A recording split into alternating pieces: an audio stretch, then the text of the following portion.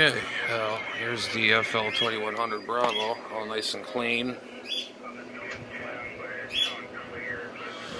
First, I'm going to have to address this guy right here, keying capacitor, which I do have one. I'm going to have to modify it because it doesn't have the axles.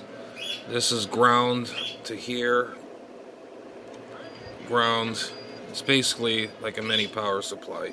You got your rectifier diode here to ground. This is ground. Wait a minute. This is weird. Okay. That's hot. This is ground. That is weird.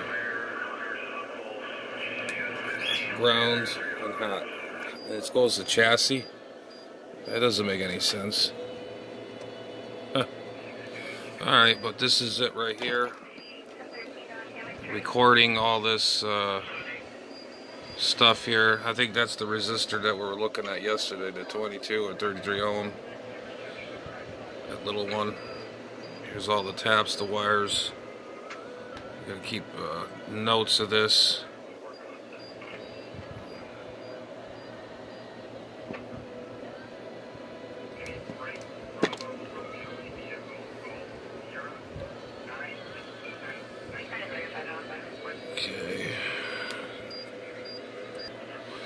Okay, I'm going to keep an eye on this right here.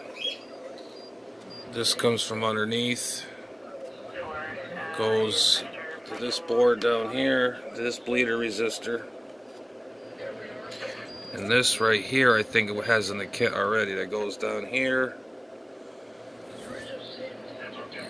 Looks pretty straightforward, but we're going to label everything anyways and document this as, of course, as you see, as we're doing right now.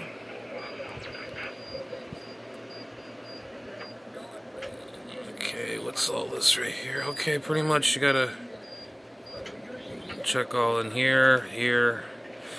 Alright, well, I'm going to take a standby and read up on this and don't want to rush this. Alright, we just replaced the keying capacitor. It was a 35 volt. It was a 35 volt. I was going this way, of course.